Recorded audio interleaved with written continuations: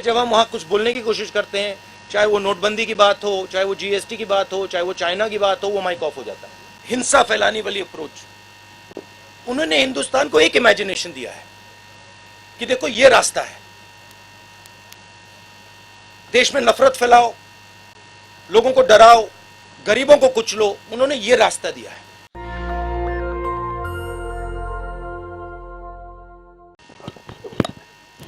हाँ, समझ गए, मराठी समझता हूं मैं। तो आपने कहा कि भारत जोड़ो की क्या जरूरत अगर भारत टूटा ही नहीं है। देखिए, भारत में पिछले 8 साल से नफरत और हिंसा फैलाई जा रही है। शायद बीजेपी के नेता हिंदुस्तान के किसान से बात नहीं करते हैं, हिंदुस्तान के युवाओं से बात नहीं करते हैं, क्योंकि अगर वो उनसे बात करते तो उनको पता लगता कि हिंदुस्तान के किसान को, हिंदुस्तान के युवा को सामने का रास्ता नहीं दिख रहा है। बेरोजगारी फैल रही है, महंगाई फैल रही है, किसान को सही दाम नहीं मिलता है। ठीक है, तो इस माहौल के खिलाफ खड़े होने के लिए हमने भारत जोड़ो यात्रा शुरू की है और ये कन्याकुमारी से श्रीनगर तक जाएगी। और अगर लोगों को नहीं लगता कि इस यात्रा की जरूरत है तो फिर लाखों लोग बाहर नहीं निकलते। आपको कांग्रेस प्रेसिडेंट से पूछना पड़ेगा, खारगे जी से। He is now the president of the Congress party and he is the person who's going to give direction. मेरा लक्ष्य भारत जोड़ो यात्रा पर है। अब ये इसमें 2-3 महीने और लगेंगे, तो मेरा पूरा का पूरा फोकस इस यात्रा पे है और बहुत बहुत अच्छा लग रहा है मुझे, क्योंकि बहुत सीखने को मिल रहा है, बहुत लोगों से समझने को मिल रहा है और बहुत प्यार मिल रहा है। पॉजिटिव बात है, प्लान तो नहीं है, मगर महात्मा गांधी कुछ चीज़ थी, कुछ चीज़ थे और हम कुछ और हैं। मतलब कोई ये कंपैरिजन मत कीजिए प्लीज़, ये उन हमें मतलब ये गलत कंपैरिजन है। No event, he is Mahatma Gandhi ने देश को रास्ता दिखाया। महात्मा गांधी ने अपनी पूरी जिंदगी देश के लिए लड़ने में लगा दी, तो कोई कंपैरिजन नहीं। देखिए,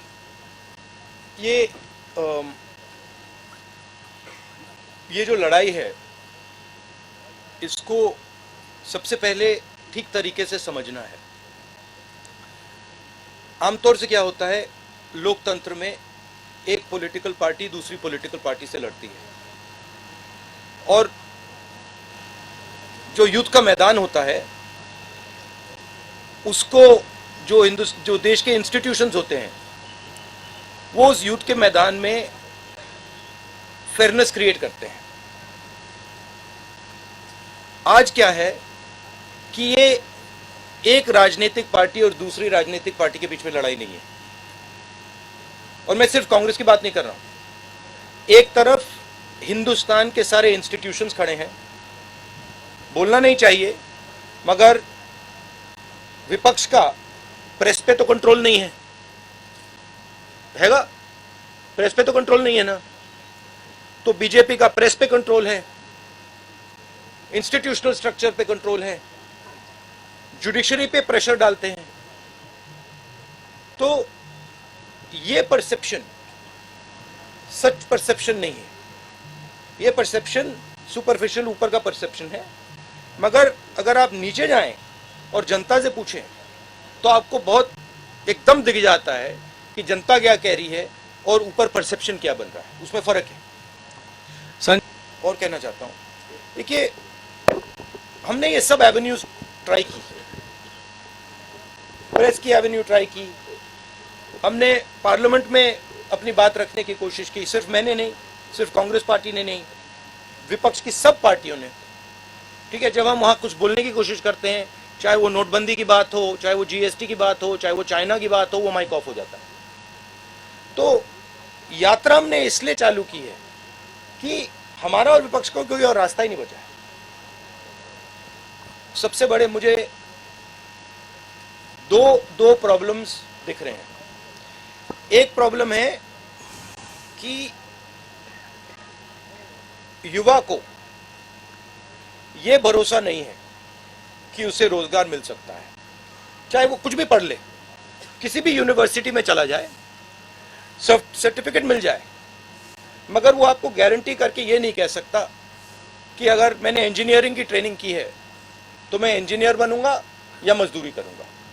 और ये यूनिवर्सल है, मतलब मुझे जो पढ़ाई कर रहे हैं उनमें से एक युवा नहीं मिला जिसने कहा हाँ मुझ में कॉन्फिडेंस है कि मुझे रोजगार मिल जाएगा। तो ये पहला बड़ा मुद्दा है। उसको अगर आप थोड़ी गहराई से देखें तो उस युवा के माता पिता ने मेहनत करके उसे उसकी शिक्षा के लिए पैसा मोस्टली प्राइवेट प्लेयर्स को दिया है, प्राइवेट इंस्टीट्यूशंस को दिया है। एक तरफ वो दिन भर काम करते हैं, दूसरी तरफ महंगाई बढ़ती जा रही है, और तीसरी साइड जो उनका भविष्य है, उनका जो बेटा हो या उनकी बेटी हो, उसका रास्ता बंद है। तो पहला प्रॉब्लम ये है। दूसरा प्रॉब्लम किसानों का प्रॉब्लम है, जो देश को भोजन देता है, जो प्रोडक्टिव एलिमेंट है हिंदुस्तान, उसको कोई सपोर्ट नहीं, उसको कोई मदद नहीं है, उसको सही दाम नहीं मिलता।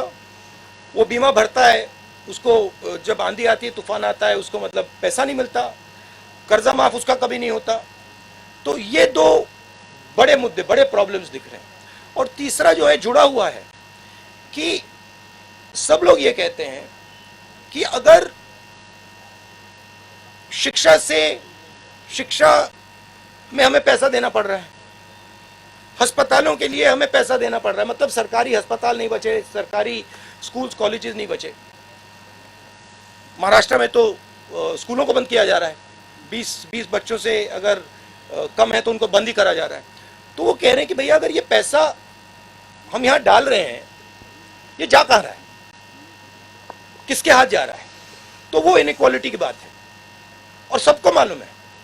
मैं किसानों से पूछता हूं, भैया एक बात बताओ, ये आपका सिलेंडर, गैस सिलेंडर महंगा हुआ, पेट्रोल का दाम बढ़ा, आपके जेब में से पैसा जा रहा है, ये जा कहां रहा है?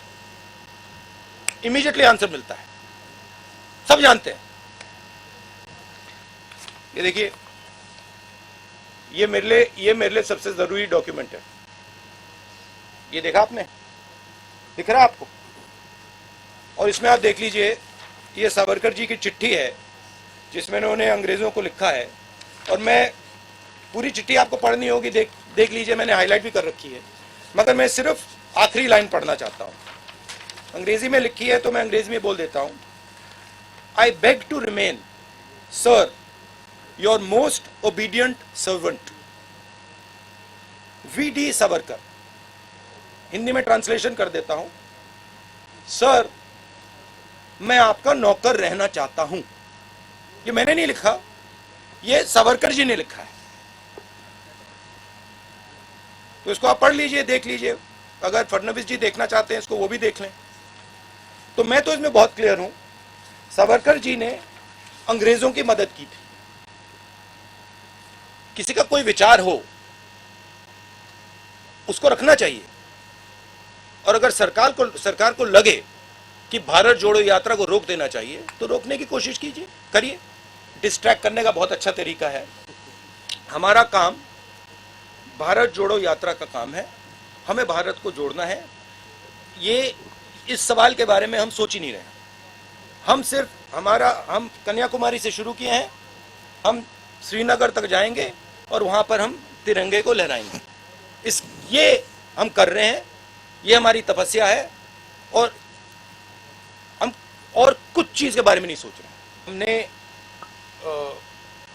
सितंबर में भारत जोड़ो यात्रा शुरू की।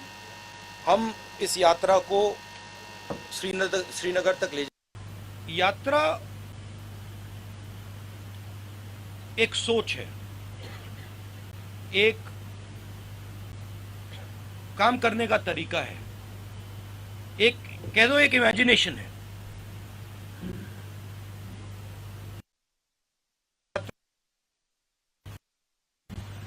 तो मुझे और हम सबको लगा था कि जो बीजेपी की अप्रोच है, नफरत से भरी, डरी हुई,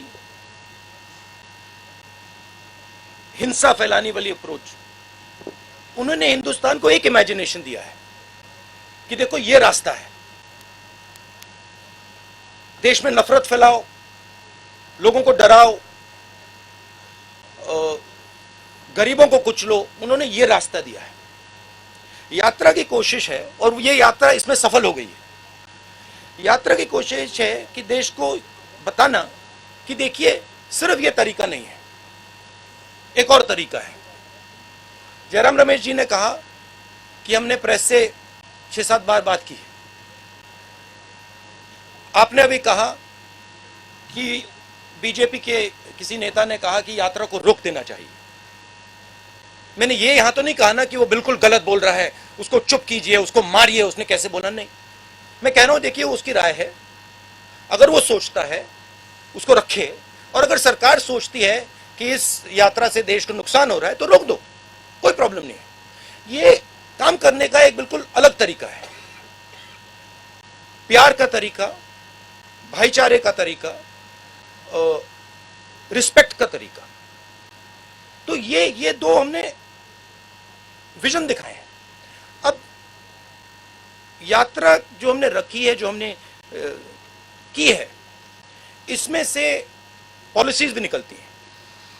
अगर वो कहते हैं कि भैया देखो किसान को कुचल दो, किसान को सही एमएसपी मत दो, किसान को बीमा का पैसा नहीं मिलना चाहता, तो इस यात्रा के इमेजिनेशन से एक और तरीका निकलता है। किसान की बात सुनो, किसान से गले लगो, किसान की इज्जत करो। तो इससे पॉलिसीज भी निकलती हैं, इससे एक्शंस भी निकलते हैं। अब कांग्रेस के सब लोगों को लग रहा है हाँ भैया चलने में फायदा है, राजनीतिक फायदा है, लोगों से बातचीत होती है, सीखने को मिलता है, प्यार मिलता है, वजन भी कम हो जाता है। तो अलग अलग फायदे हैं, अलग अलग जो भी चाहता है वो फायदा ले सकता है। मगर मेन मैं बात ये कहना चाहता हूं, ये दो अलग इमेजिनेशंस हैं। एक मैंने यहां पे आपको सावरकर जी की चिट्ठी दिखाई, एक वो इमेजिनेशन है, और एक आपने पहले गांधी जी की बात की, वो दूसरा इमेजिनेशन है। तो ये देश में इन दो इमेजिनेशंस की लड़ाई है।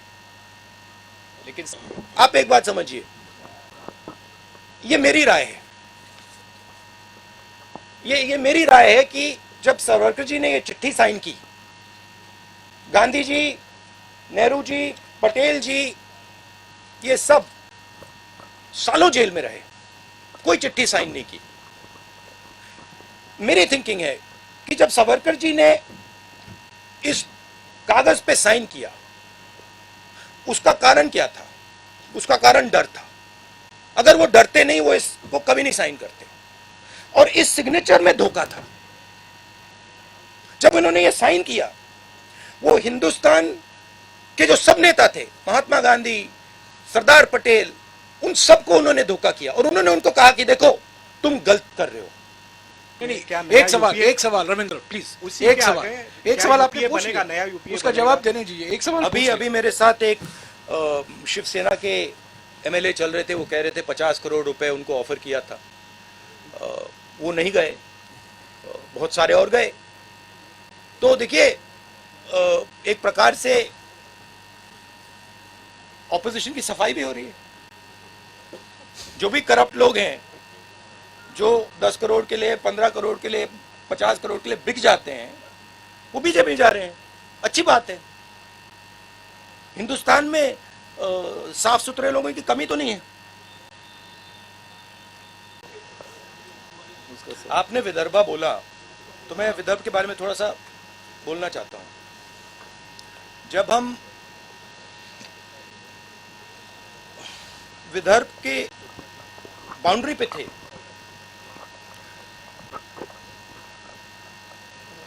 तो हमारे लोगों ने कहा कि हमें वहां पे अंदर आने से पहले वहां पे आपका एक गीत सुनना है। आप थे वहां पे? अपने आप नहीं थे, वहां पे गीत सुनना। तो मैं वहां पे मैं गीत सुन रहा था और मेरे दिमाग में सवाल था उस टाइम जब वो गीत गा रहे थे, मुझे गीत बहुत अच्छा लगा। और जब वो गा रहे थे मेरे दिमाग में सवाल था कि महात्मा गांधी जी जो थे वो वर्धा क्यों गए। मेरे माइंड में क्वेश्चन था, कितनी जगह है हिंदुस्तान में, कितने स्टेट्स हैं, वो यहां क्यों आए। तो मेरे दिमाग में ये सवाल था और मैं सोच रहा था। और फिर गीत के बाद वहां पे एक बड़ा सा आपने गेट लगा रखा था, और गेट के जैसे मैं अंदर गया 10 मिनट नहीं हुए मुझे बात समझ आ गई कि जो